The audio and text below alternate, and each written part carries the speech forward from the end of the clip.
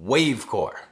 That's right, we're going to be talking about Wavecor again. I know you guys already are thinking, we've already talked about Wavecor. What could there possibly be that we need to talk about them anymore?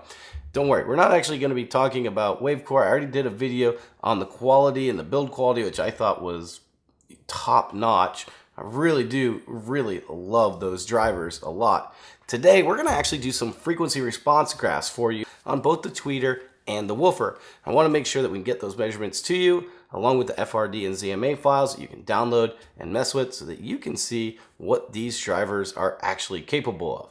All right, guys, that's coming up right after this.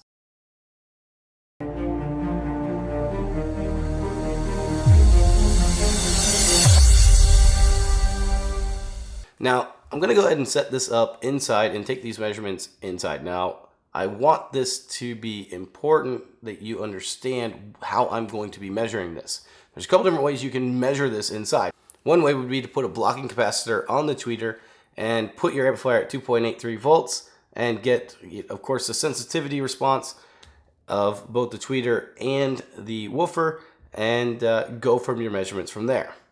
That's really not that important right now, at least in the build process. And so what I always do is I get rid of the blocking capacitor. But for me, the best thing that I like to do is just go ahead and take a very low volume measurement. So the measurements that you're going to be seeing in this video are going to show a very low sensitivity. Don't worry, that's not the sensitivity of the actual driver. That's just because I'm playing them very low not to damage the tweeter or the woofer while we're getting these particular measurements. With that in mind, let's go ahead and take a look at the measurements of the woofer. Now I'm taking these measurements about 16 inches away, and you can tell that it is very low volume. Now the one thing that has really impressed me about these speakers is the linearity of it. It's just a very linear response, and that's something that's really exciting about these drivers. Whenever you spend a lot of money, you are expecting hopefully something to be very linear. Or another way to put it is you're hoping not to put a lot of money into the crossover if you don't have to, because you're hoping that the higher end drivers are going to be, well, produce a little bit better frequency response so that you don't have to worry about that. So we took a look at both the woofer and you take a look at the tweeter, and both of them are just very linear. Now tweeter does have a little bit of dip here. I will say after testing this out and building some crossovers with this, it wasn't audible to me. You can go ahead and try to take care of that with a notch filter if you want to, but it really, like I said, it wasn't audible in any way that I could tell. Now I gotta say, I did go ahead and do some crossover work with this. I mocked some crossovers up in the simulation software. It's very easy to get these time aligned. I did figure out the Z offset. Now for those of you who want to figure out the Z offset, it is 2 inches.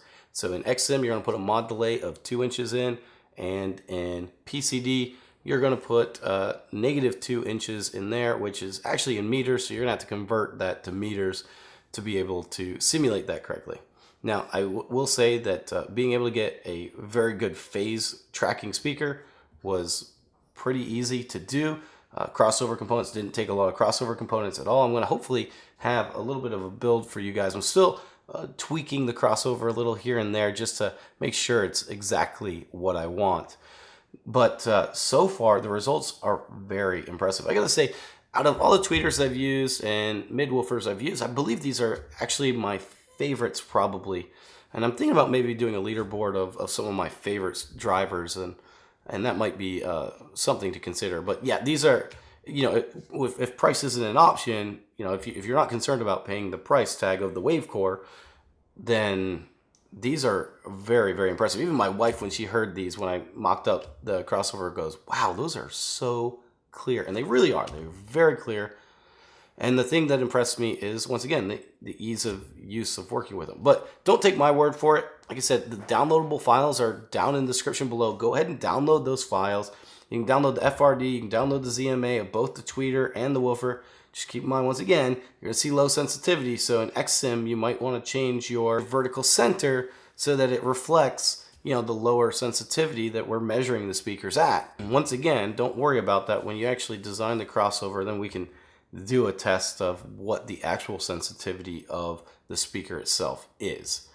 All right, guys, I hope you enjoyed this video. I hope you enjoyed the testing of these. I really would love to see what you come up with. If you have anything you want to share with me, go right ahead and do that. You can share it with me on on either Reddit or Instagram is a great one to share it on. You know, you can tag me in a photo of the crossover that you've designed. That'd be great to do.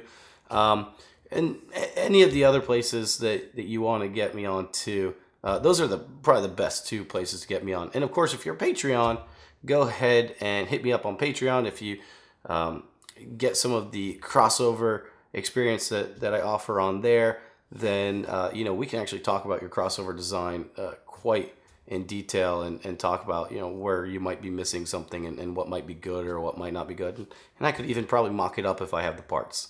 All right, guys, if you have any questions, any comments, any concerns, leave them in the description down below. I'd love to hear from you guys. As always, don't forget to like the video, share it with your friends, and subscribe to the channel if you haven't already. Thanks, guys, and have a great day.